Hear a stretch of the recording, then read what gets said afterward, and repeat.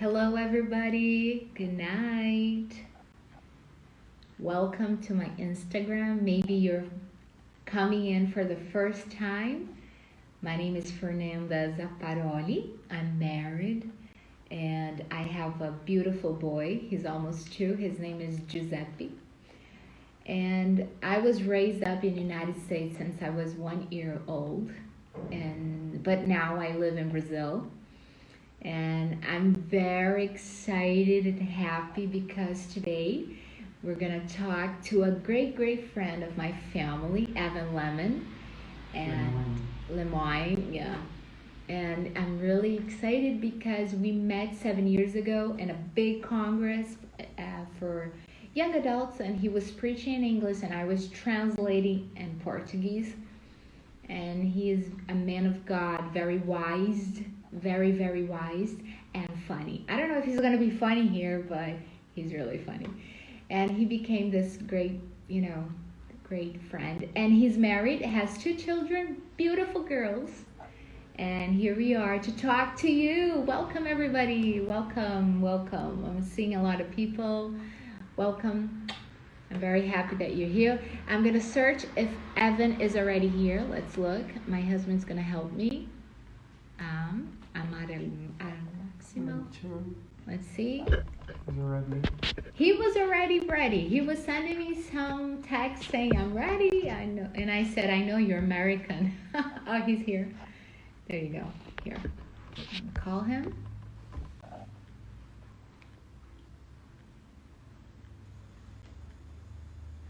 Hello. I'm happy to listen this live in English. Oh, I'm happy that you're happy. It's good. The Brazilian people can practice English. Isn't that great? You're going to learn a lot of new words and all. Let's wait. I hope Evan, viewers, waiting for Evan. Evan's Instagram is... here he is. Hello. Welcome. Did I got you like surprised? Are you listening to me?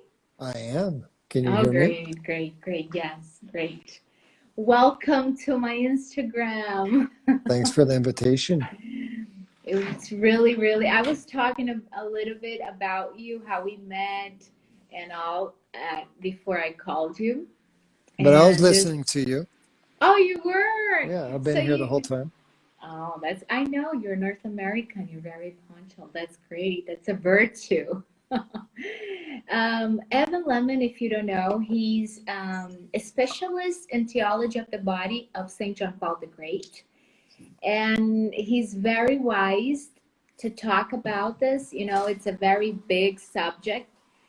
And the one that I chose to talk today is with the single people, because we're getting next to Valentine's in Brazil. I think in Mexico too, is it? No?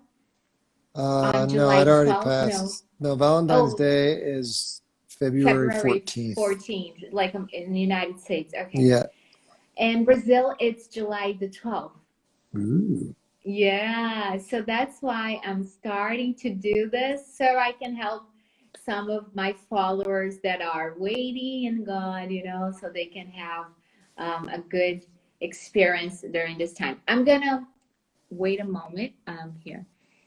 I'm going to turn off commenting, the comments, so people will pay attention.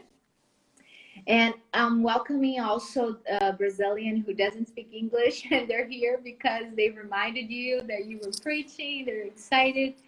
And, well, everybody's very welcome. So let's start because I want to take everything I can from you, to help people and to help me too. So, Evan, do you want to talk a little bit about you? How are you to be here? What's your work today? So people can get to know better what you do.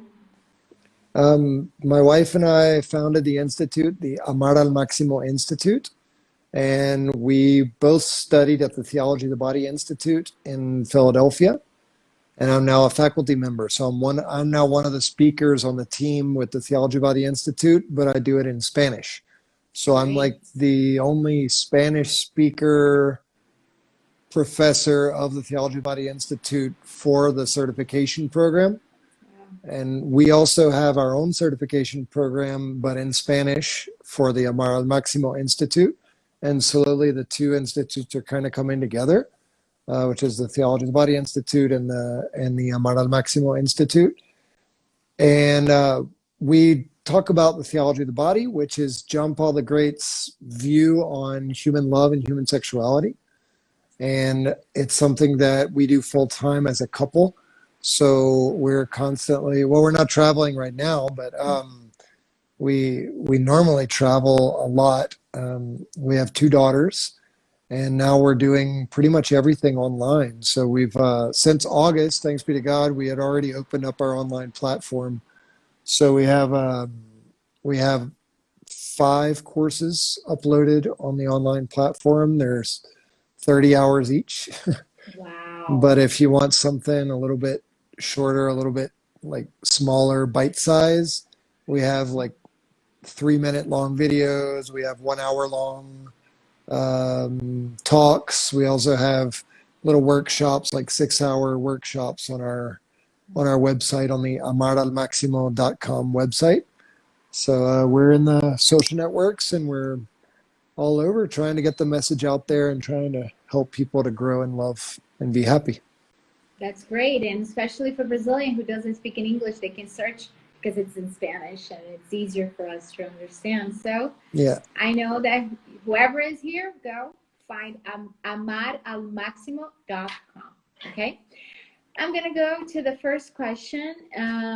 Wait, let me say something before go that. ahead. Sure. Yeah, sure. I've been going to Brazil since you invited me. I've gone every year since then. Wow. So I actually understand Portuguese a lot more than I used to. So I'll be able to correct you here. No, no, I'm just kidding. No. So if anybody wants to write to me on Instagram or through our social networks in Portuguese, I can try to respond in Spanish. That's wonderful. I'll let people know in my stories. I'll do Brazilian stories and letting them know. That's great. I'm really happy because I know how much you did as a good job at that first meeting, and I'm sure God is still using you and your wife and your family. So I'm really happy to know that too. And of course, you not only speak in Portuguese now, you eat pão de queijo, you like some Brazilian food, which is good. So the first question is, the single young adults are searching for true love. According to the theology of the body, what's true love? Whoa, true love. I think that's a funny word nowadays. People hear true love and it sounds like a Hollywood movie, or it sounds like soulmates and stuff like that. I don't think it's that. And I even think that those kinds of ideas have kind of infiltrated Catholic thought. I don't know. I've met a lot of Catholic people who think and preach that there is one person out there that God created for you and destined for you from the beginning of eternity. And God has this plan, and you're going to find that person, and everything's going to work out. It's like, well, God is provident. God is good. But God isn't going to make anybody marry you. God can't do that because he created everybody with free will. So he can't predestine someone to marry you. So it's not like this soulmate thing that God like prepared this one human being for you from all eternity, and oh no, that guy got run over by a car, so I guess you're going to be single forever. It's like, no, it's not the way that it works. God has providence. It's not predestination, it's providence. That means that God helps you to choose, and God helps you to prepare yourself. So first, it's not this soulmate, alma gemela kind of thing where you just have to wait until you find the right person and everything just clicks together and fireworks go off and you can hear the angels singing in the background and God sends you a letter saying that marry this person. This is the right one. There's a word in Spanish they say el indicado. El indicado. It's like the indicated one, like as if God had like, this one is the one for you. And if it's an indicado, then that would make God a dictator. If God were the one who dictates who you marry, then God would be a dictator, and God is not a dictator. So that's kind of the first thing, is like to quit waiting for this person who magically likes all the same movies as you and brushes their teeth the same way as you and everything is perfectly, absolutely compatible. That's not the way it is. So what is real compatibility? Karol Wojtyła talks about two things. He talks about the virtue of love and the experience of love. Says that both of these things are necessary to know that if we really have an integrated relationship and we're ready to move on to engagement and marriage. Says the experience of love is falling in love. I feel things that I can't control. I feel attracted to you. I desire you. I feel emotionally. I feel like ilusión is the way you say it in Spanish, where it's kind of like I imagine a future with you. I'm excited. I feel excited about being with you. So there's all of these things that move in our We have an expression, it's like butterflies in our tummy. Yeah. Like borboletas na barriga. Okay. Like, you know, Yeah. all these feelings. So all of that, but it's not only like the first stage, which is kind of like falling in love, the infatuation in the beginning. It's throughout our love relationship where we might not feel the burbujitas en la, okay, what did, I don't remember what you said, en la barriga.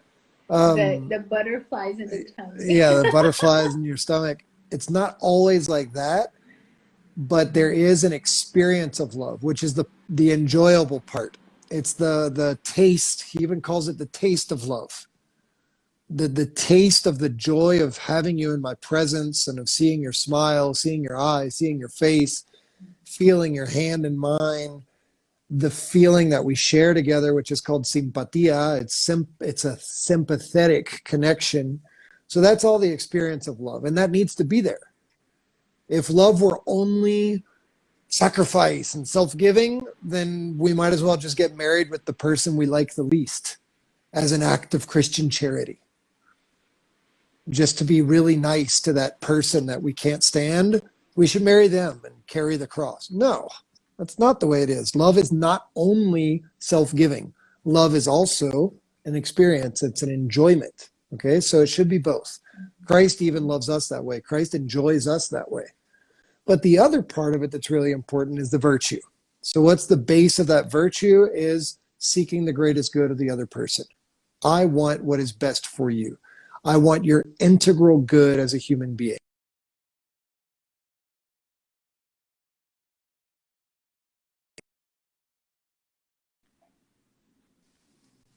Sorry. Yeah. I said, I don't just want you to feel good. I want you to be happy. So I have to commit not only to being enjoyable, I have to commit to your greatest good. I have to fight for your good, for your integral good. Okay, so if I were doing something with you that you might like, you might enjoy, maybe a kiss or something like that, but if I were hurting you as a person, or if I were damaging you emotionally or psychologically or something like that, then that wouldn't be appropriate. So anyway, love is both of those. Love is, I want you close, I want to enjoy you, and I want you happy. And always wanting you happy has to be the priority. So if sometimes my desire for you to be happy means that I have to sacrifice a little bit of pleasure for a little bit of time, it's okay. I love you so much that my desire for your happiness is always greater than my desire to enjoy you. That helps a lot. A small problem that we have through a lot of young adults, which I worked for several years of my life, which is like the renewed charismatic movement. They had these leaders which they used to pray, and they would tell the young adults like, oh, I see this man, this woman, she's like this and that, and that's the man of your life, that's how he's gonna look like. And that person would come to me, I'm waiting for like 5 years, 6 years, and I can't find it. And I was like, oh my God, that's not even like Catholic at all. Yeah. So that really, I know what you said, just kind of like heals and help. If you are here in this life and was expecting, because of a prayer, someone like this and that, that's not a prayer of God. That's a human prayer, or even something else, but not God. So that's a soothsayer. That's even like looking in a crystal ball. Yeah, that's or reading exactly. tarot cards. It's like Exactly. God does not hire future tellers. Exactly. Prophecy is not the gift of telling the future. It's seeing the present through God's eyes. So people who have the gift of prophecy do not have the gift of telling the future. So be careful with that. That's wonderful.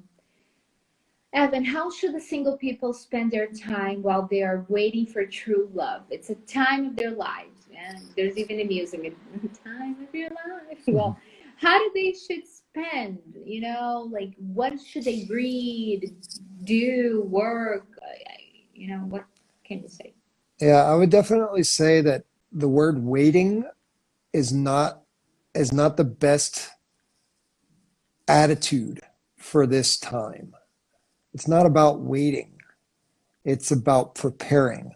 So I like the way that you're saying like what to do during that time. Because if we talk about waiting, it's kind of like with my arms crossed and I'm just waiting and I'm sitting on top of my hands just waiting for God to send someone to me. And I live in Like the a passive attitude. Right. I live in the basement at my mom's house playing video games and I'm waiting for God to send someone to me. That's not really the way it goes. I have a talk. It's in Spanish, but you should be able to understand it. It's called "How to Find a Prince in a World of Frogs." It's, nice title. Yeah, we can do that. We can do that one day if you want. Yeah, let's do it. It's 10 practical tips of how to find someone who is compatible. Not only that you get along, but that you actually have the same life project.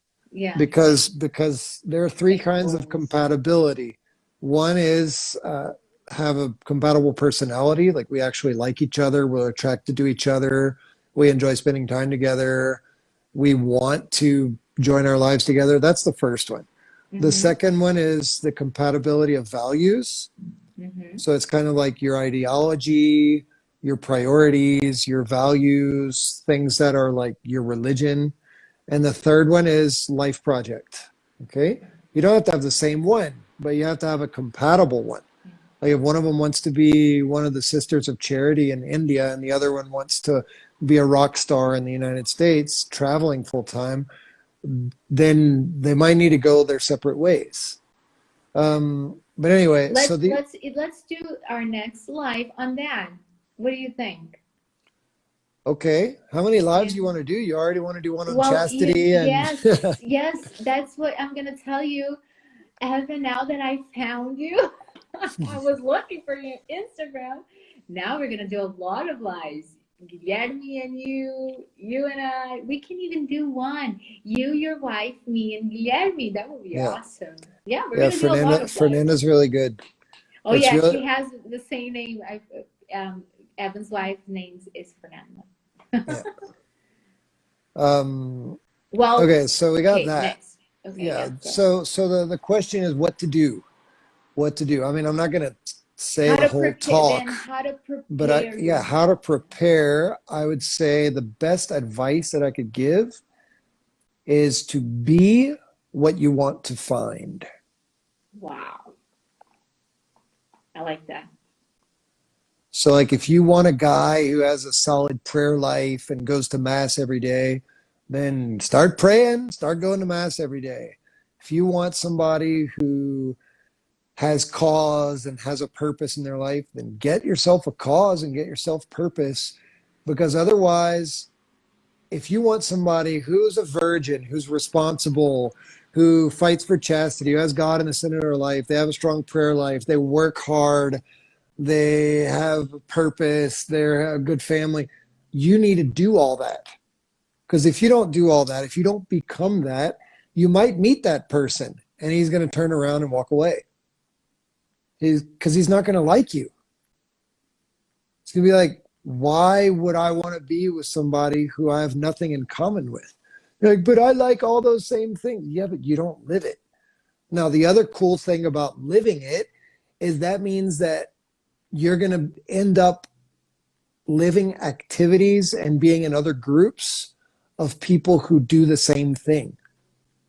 So like if you really want a guy who's a volunteer worker, you're probably going to find a guy like that at a bar. No, at a volunteer work project, at a social project. So like if you start doing that, not to find a guy, not to find a girl, but you do that because you believe in it, then you're automatically going to be like rubbing elbows with people who have the same priorities, the same goals, the same interests. You're automatically going to be with those kinds of people. So what kind of activities do you do in your monthly schedule, in your weekly schedule, in your daily schedule, where you actually hang out with other people who have the same priorities that you do? So I think that kind of goes together. That's what I would be doing. And I'd read a lot. I read a lot. I was preparing for I know. 10 years. I was going to say that. I read The Theology of the Body, every book I could get my hands on. And it helped me so much to not fall into the fake version of love. We have something in common. Evan met his wife at, if I'm wrong, you can correct me, it's been 7 years, but it was in this meeting about theology of the body, wasn't it? Yeah, and you were outside having a break, and that's how you guys met. Okay. Yeah. I fell in love with Guilherme, and he fell in love with me, while we were studying the theology of the body. We had met a long time. We knew each other. He was going to become a priest. He was like a seminarist. We had So was I. We see. And then after a while, I was, with this three American books, The Theology of the Body for Beginners. And I'm like, okay, who speaks in English? Because it's in English. And then, Guilherme speaks in English. And then I gave it to him, No. And we started to study. He was like, what does this mean? Can you explain to me? And I started explaining, and after that, we were like, woo, in love. So what I'm telling you is that, at what Evan said, that's what happened with us. What we had common and goals in life, as he had in his life with his wife, and that's how we met. So start, what I'm doing a lot with the woman and now the men, I'm telling them, you got to be a virtuous woman. You got to be a virtuous man if you want a virtuous man and if you want a virtuous woman. Single people, it's easy to start doing that.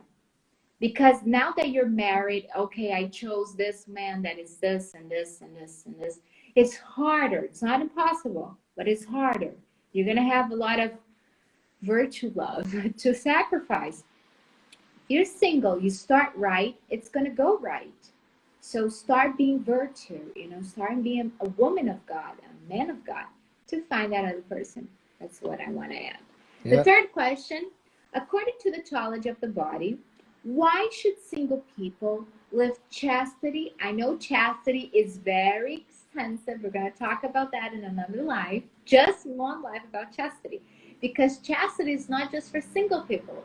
It's also for married people. Yes, are you kidding me, Fernanda? Everybody was scared when I said how to live chastity in your marriage. Like, wow. Because they think chastity is not having sex. And I'm like, yeah, you don't know nothing about chastity. But in this case, one of the points of chastity in the single people is not having sex. Right. So the single people ask me, why can I not have sex if I'm single waiting for my true love? Why, Evan? Because human human beings are not disposable instruments. You can't just be like, oh, I want to feel sexual arousal and pleasure and orgasms with this person and then with this person. Well, hey, what's wrong if they give me their consent, if they accept, if they give me permission? What's wrong with that? I mean, what's the big deal? We're not allowed to use people even if they give us permission, even if they ask us to. So what is use? Use is whenever we enjoy someone else in a way that is harmful to their integral good as a human person. I'm going to say that again. Use is enjoying people in a way that is harmful to their integral good. So a codependent relationship is a relationship of use. It's when two people are harming each other, they're damaging each other, but they stay together because they're getting something out of it, because they're enjoying each other. Okay? So there's a phrase in Love and Responsibility, which is a book that John Paul II wrote before he became Pope, in the cover of Wojtyła. And in the book of Love and Responsibility, he says something that's really hit me. He said, any sexual act outside of the total gift of self is an act of prostitution, because it's no longer two people giving themselves to one another, but it's rather two people exchanging services. So they're not, the difference between sexual self-giving and sexual instrumentalization or use is basically this. Am I giving you my whole self, my whole person forever? Yes or no? That's it. Because I remember my brother told me once, he said, sex isn't like a flower that you give to every girl that you like, or that you give to every girlfriend that you have, or even your favorite 3 or your favorite 1. It says sex is when you are the gift. Wow. It's when you give yourself, your person, your life to another person. And it's when you're ready not only to respect the good of the person that's in front of you, but to respect the good of the child that may come from this act. So we shouldn't be having sex if we're not ready to offer that child a stable, loving home. Stable, loving home. I don't even know if I like you enough yet. I don't even know if I want to marry you. Well, then you shouldn't be having sex. Well, what if I know that he's the one and that we really, really think that we're almost sure, we're almost certain maybe that we might just maybe get married? It's like, all right, if your boyfriend is having sex with you, then that means that every time he does that, he's telling you, hey, by the way, I'm willing to have sex with girls I'm not married to. Are you okay with that? When we get married, I'll probably still keep having sex with girls I'm not married to. Are you okay with that? Because for me, sex has nothing to do with marriage. It's only to share affection and pleasure. And I'll do that with anybody that I can. That's scary. The same goes both ways. If a girl does that with a guy, she's saying, I don't really think sex is meant to represent married love. It's just to say I love you. So if like in a few years we get married and then I fall in love with the guy at Starbucks, I'm going to have sex with him too, because I mean, I deserve love. So sex is always love, no matter what. You know what I mean? It's like, wait a second. Sex is not just to say I love you. Sex is to say I belong to you. The body is the renewal of the matrimonial. It's the new renewal of marriage vows. Marriage vows. Sex is to say I belong to you. Sex is to say I give you myself. Sex is to say I have given you my whole life. So first you get married on the altar, then you get married in bed. Sex is the renewal of wedding vows with the language of our bodies. That means if marriage vows are free, total, faithful, fruitful, libre, total, fiel, y fecundo. That means that we ask in the marriage vows, the wedding vows, do you come freely? Yes, yes. Do you promise to respect each other, accept each other, and give yourselves to each other? Yes, yes. Until death do you part? Faithful. Yes, yes. So faithful has exclusive and permanent. And then last is, are you open to receive and educate in the faith the children that God sends to you? So it's free, total, faithful, and open to life. Aperto a la vida. How do you say that? Aberto à vida. Aberto a vida. So these are the four characteristics of marriage vows, of wedding vows. So every sexual act should be free. It shouldn't be because I can't wait anymore. Oh, I'm going to explode. No, it should not be that. It shouldn't be I can't control myself with my girlfriend. I just have to. Or with my boyfriend. It should be total, okay, where I am giving you my life. I'm not just lending services to you. It's not an instrumentalization. It's not a mutual prostitution. It's not a mutual masturbation. It's not just sharing pleasure and affection. It's when I give you myself, my life, and when I actually care about what's best for you as a whole. And I don't just want to make you feel good, but I want you to be happy forever. And I commit to that. And then it's got to be faithful. Faithful means that I care about you and I only do it with you and I'll always do it with you. It's not something that I'll share with each girlfriend I have on my list. It's not something that I'll do with you and then we get married and then we get divorced and then I go marry somebody else and then I get divorced again and I go marry somebody else. No, it's I am giving you myself when we become one. And it's open to life. Because if I reject life, then I'm rejecting your fertility. And if I reject your fertility, then I'm rejecting your womanhood. And if I reject your womanhood, then I'm rejecting you. So if a guy says, hey, I want sexual pleasure with you, but I don't want your fertility, it's as if he were saying, I only want the outside part of your body. I don't want the inside. I don't want your ovaries. And I that's don't want even your a problem with in married marriage. Yeah. people. Yes. Yeah. They're close to life, close to fertility. Yeah. Just like you said.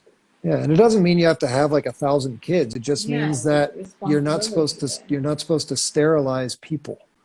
Yeah. You're not supposed to sterilize sex.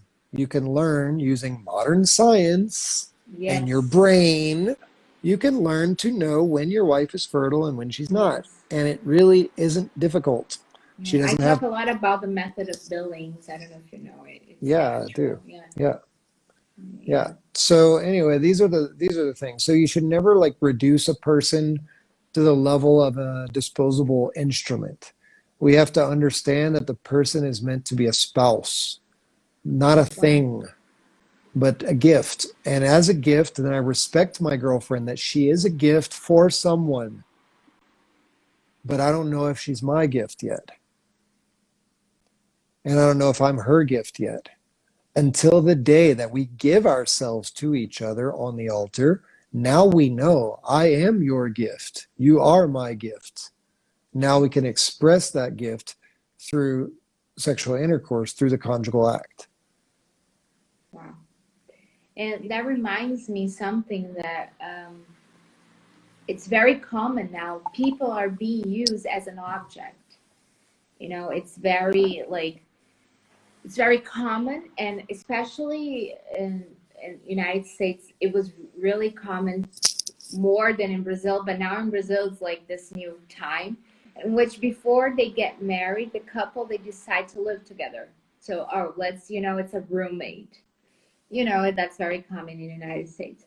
And the thing is that when I used to try to bring arguments to the person, you shouldn't be living together, or if you're living, then get married, and they will always tell me, but you know what, how am I going to know if it's going to work out if I live together? And how if I know that I'm going to enjoy sex if I don't do it before. And some couples used to tell me, I got married and now it's the worst thing that happened. I don't know if you ever heard that. Yeah, I've heard that. Evan, can you talk a little bit about that for us? Sure. I don't know. I think I can answer the first question and then I'll go to the second one. Okay. First of all, the living together to kind of test things out before getting married is not necessary, and it's actually not helpful because statistically, people who live together before getting married have a higher probability of divorce. So it's not helpful. It's not working. So we can go there first. It's not working. It doesn't work. Now, why doesn't it work?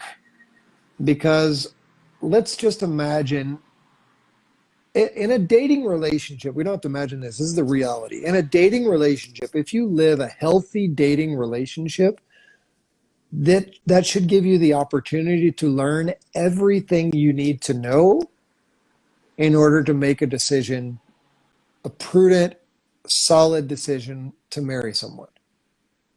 If you live a dating relationship the right way, it should give you all of the elements that you need to be able to make a good decision on whether or not to marry this person. Okay, you don't need to have sex with them because let's check it. Well, wait, what if I haven't had sex with her yet? And what if we get married and then I find out that we're not like things don't click that well in our sexuality and all that? Now what? It's like, okay, first of all, sex is something you learn. It's going to take you like, I'm sorry to be explicit here, but it's going to take you like 100 times before you find the right spot and the right angle and the right rhythm and the right everything. That's helping a lot of new couples. Yeah. and every single couple has to learn. Even if you've already done it before with somebody else, you still have to learn with each human being. Yeah, there's some things that we have in common, but there's so much that you have to learn with a new person. So it's going to take you like 100 times maybe or more before you start really catching on. You're not going to know in one night that you invited your boyfriend to a motel or your girlfriend to a motel. You're not going to know. That's not the way that it works. It's something that you learn. So if somebody gets married and they're like, we're not compatible sexually, that's not true. That's a myth. Sexual compatibility, you can understand that if you kiss each other when you're dating and you like it. That's pretty much all you need to know for things to work out whenever you get married. What you do need when you get married is commitment. Not just commitment to the relationship, but commitment to your sexual life. You need to commit to learn. You need to commit to do it well. You need to commit to talk to somebody. You need to commit to be open to dialogue. The problem with people who think they're sexually incompatible is usually one of the two people might have some sexual trauma that they need to heal. And it's not that they're not compatible with this person. It's that they're not compatible with anybody until they heal. That's usually the main reason. But another reason is because people might be really, they don't like to talk about it. They're not willing to learn. They're not willing to do some trial and error. They're not willing to talk to a professional. They're not willing to read about it. They're not willing to do anything.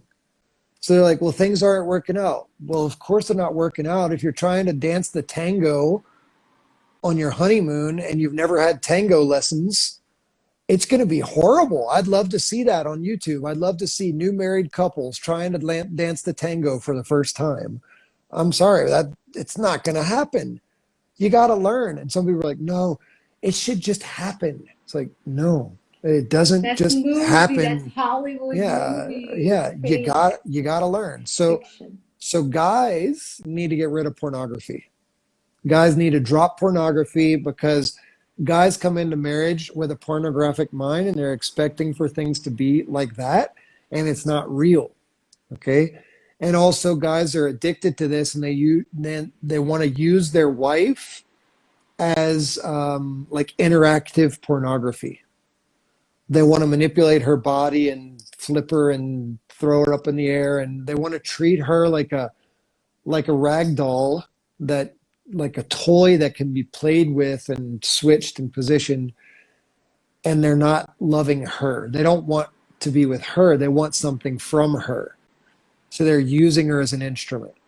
And girls, women need to get rid of the Puritanism. So guys have to like de-pornify themselves, and girls have to de-puritanize themselves, because Puritanism isn't Catholic. Puritanism is the rejection of the good and the nobility of human sexuality. Puritanism is rejecting pleasure. Puritanism is rejecting the body. It's rejecting sexuality. It's rejecting everything that has And to do. that can even be one reason for for the men to look for another woman in the marriage. If the wife is too Yeah. Yeah, and this Puritanism, I think of it as like, imagine that there's like this little square, and the wife wants to stand in that little square, and God created the whole garden, the whole paradise. And what did God say? God said, "Don't eat from this tree." And the woman hears, "Don't eat any tree." So what you have is a lot of women who get married, and they think that sexuality is just stay right here, only one position, only one technique, only one way. And if it doesn't work, then that means we're not compatible. It's like, no, that's not it. You got to open that little square up to that whole garden that God created for us. You got to open up to try new things, to learn new things. And I'm not talking about weird stuff. I'm talking about like just things that God built the human body. I mean, think of all the recipes that are out there for cooking. And we have no problem opening up a recipe book to try a new meal and to share that with our family lovingly. We're like, oh, I don't know. I don't know if trying new things is okay. It's like, why not? As long as the meaning of it is for us to be together, trying new things can be great. Now, if trying new things would get in the way of our relationship, then don't try new things. But trying new things can be very unnecessary. So anyway, that's the thing. People think that it's a compatibility issue, but it's more of a learning issue. There's a book called His Needs, Her Needs. I recommend it for married couples and for engaged couples. Not really for dating couples. I don't think they need to go there yet, at least not the sexuality chapter, because it's pretty explicit. But it's very good. It's a very good book. And basically, who's the writer? Do you know? Yeah, his name is Wilfred Harley. Okay. Wilfred Harley. It's in Spanish too. It's probably in Portuguese too. It's really good. It's a really good book. And what he says, he talks about compatibilization. He says nobody gets married sexually compatible. Doesn't happen. People get married and they have to compatibilize. They have to become compatible. They have to learn and teach themselves and one another how to live fully the sexual dimension in their relationship. Okay? And all the other dimensions of the relationship. Now, John Paul II calls this same concept, he calls it harmonization. It's harmonizing. We have to harmonize. Even men and women have a different sexual arousal curve, that they have to find a way through different types of tenderness and caresses to be able to help one another to be able to reach that together. So anyway, that's something you learn. So here's the deal. You think you're going to find out if this person really is going to work with you. The worst thing that you can do is have sex before marriage, because you're learning that this person doesn't know how to have sex, because they think that sex is just an activity to share pleasure and affection. they don't understand that sex is meant for making love, that sex is meant for total self-giving. The number one proof that this person is not going to know how to have sex in marriage is the fact that they're having sex outside of marriage. Because they think that sexual prostitution, mutual prostitution, lending is what it's all about. They don't understand the main point, that sexuality, the conjugal act, is meant to be the total self-giving. Okay? So anyway, there's a lot of learning that's got to go into it. We shouldn't be testing that out. And living together, it's like, what are you going to learn when you live together? If they brush their teeth the right way, or if they put their shoes in the place that you like, or if they snore.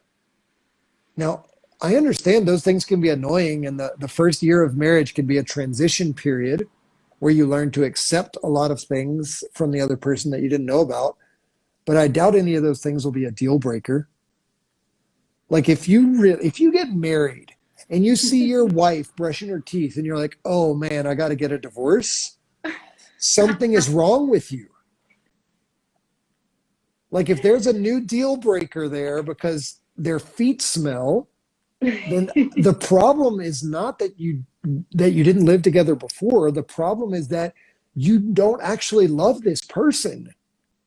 You just wanted somebody who was enjoyable. And that's a big deal. So anyway, no, it's not helpful. Sorry, long answer, but No, it really helped. No, sorry. And then the last message, can you give a merciful message for those who are preparing themselves for true love? yes. I know that in Minas Gerais, it's difficult because there's like 4 women to every man or something like that. I can agree. I don't know. Yeah. I've been there many times and I've heard the same statistic many times, but I know that lots of places it's difficult, and especially for women. I think men, single Catholic men, actually have an easier time. And then they get weird and they're like, yeah, I married a Jew. And you're like, okay, Jewish women are awesome. Also, I'm happy that Jewish women exist, but please look for a Catholic woman. There's so many Catholic single women who are amazing. And some really good men are just like, yeah, I don't know. Maybe I just won't get married. It's like, you're not even going to be no, I'm just kind of here. So mercy is pray for men. Pray for women. Pray for people to choose well. Pray for people to prepare well. Pray for men to be freed from the chains of pornography, because pornography is basically ruining men every day. It's making men incapable of married love. It's making men incapable of making love. It's making men incapable of respecting women, of commitment. We also have to pray for women, to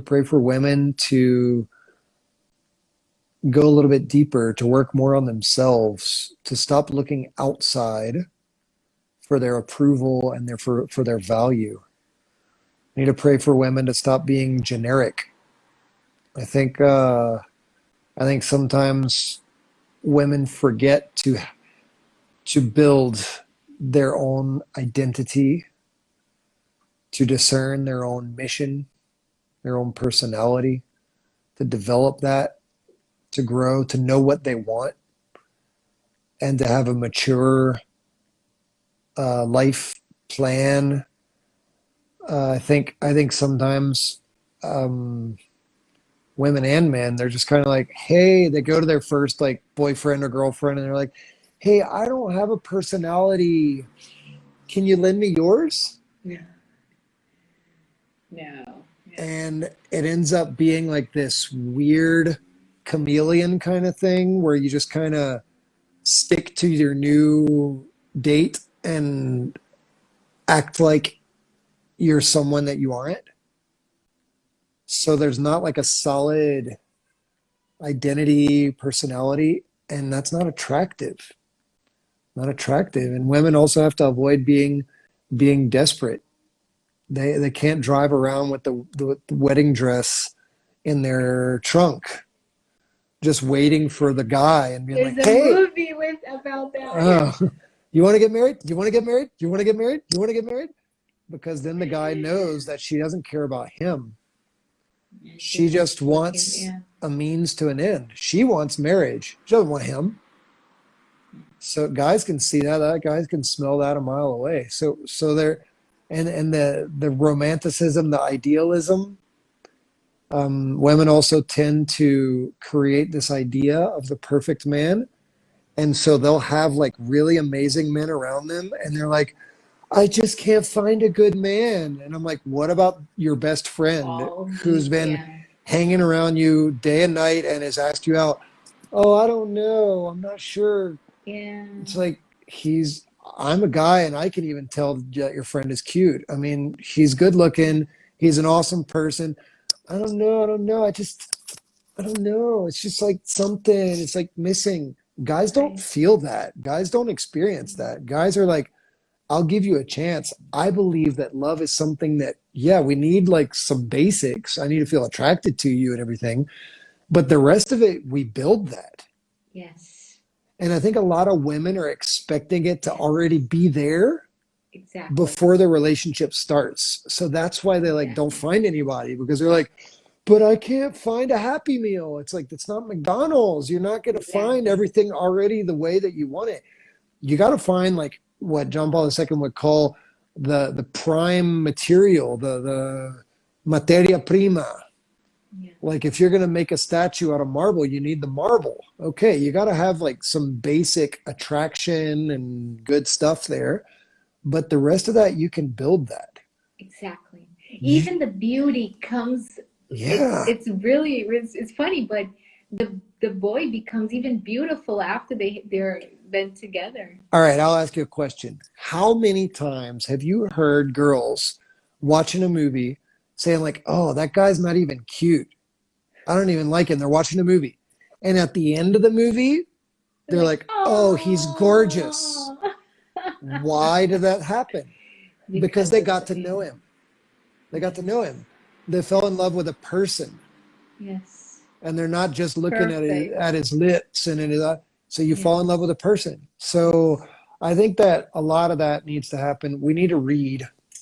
We need to learn about real love. Yeah, we need to learn. Yeah. Like, look what I say, to become a priest, the man has to study, philosophy, theology. Okay.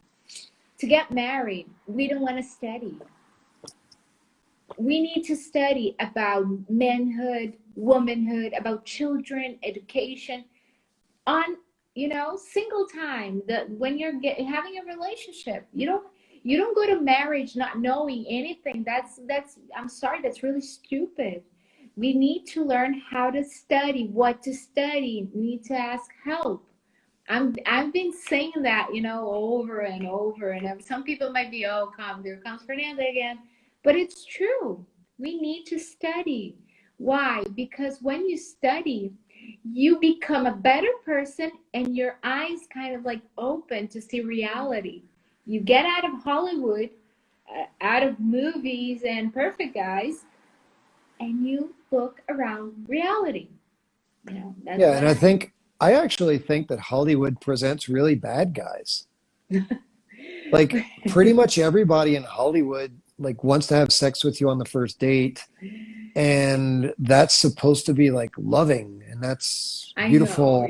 And I don't know, but I'm with you there. I think people need. I've been watching Hollywood movies for like 13 years. The one that I used to watch, it was different from nowadays. I can tell you that. I like to watch Netflix and different series and movies and things like that. I like that, but I do find that with like relationship stuff and love, and especially with sexuality, there's a lot of lying. There's a lot of lying. Yeah. It's Fake. false. It's fake. And I mean, with the sexuality stuff, I won't go into detail, but there's like almost everything is fake. They always put the guy that he's like multi-orgasmic and he does it like 5 times in a row. It's like, dude, that's not biology. That doesn't work that way. And if he's doing that, he's probably using some kind of drug to do that, and it's probably not healthy.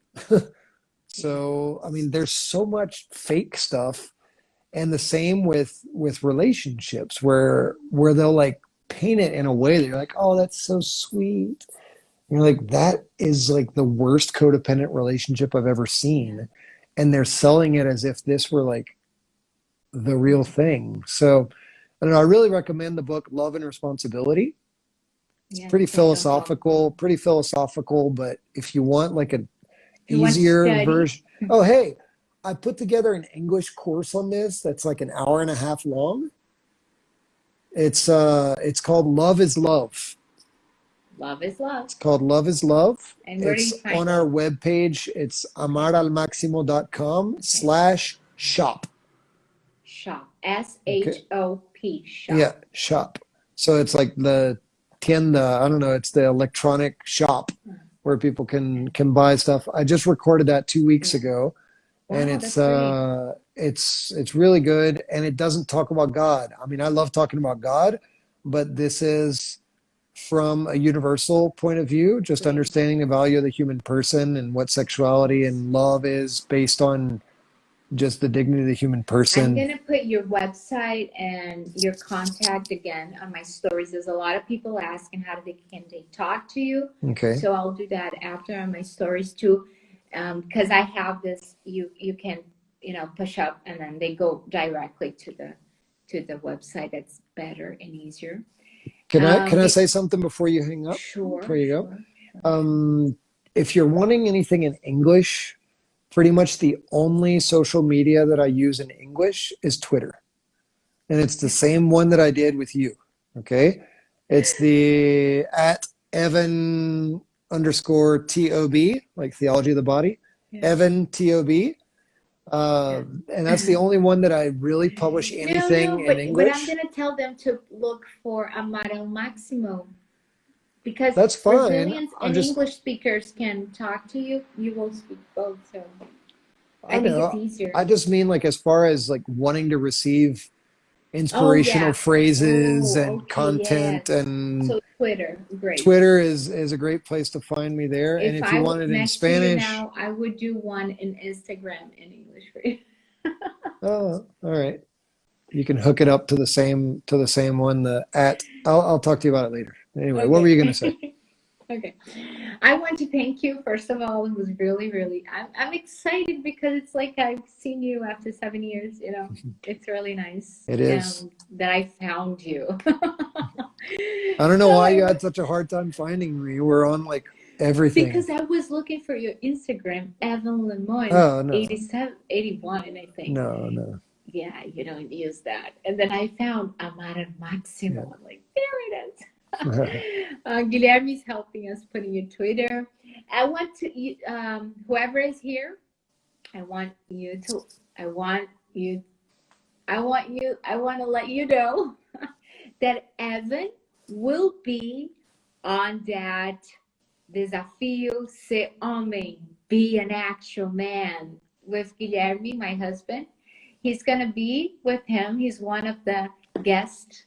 He's going to talk about chastity, this fire, that man's true fire. How did I tell you? The true fire. That's good. It's good. That was the title I proposed. Yeah, yes, exactly. So he's going to talk with Guilherme. He's going to be talking in Spanish, so you will understand, okay? So it's next week. Prepare yourself. You got to, put your name and your email and the link that I sent. But Evan Lemon is one of our guests. Yay! We're really excited to have him there because we need true men's. Yeah. We need men's. And we need women too. Yeah, we do. I'm doing that. I already did that. Good. Now our focus is because the woman told me, come on, Fernanda, what about the men? You got to help them too. Well, that's with my husband. But I have to save this life, so I really want to thank you. Okay. And can I come back just to say bye to you, like Sure. properly, because I Sure. have like 10 seconds to say. Yeah. Okay.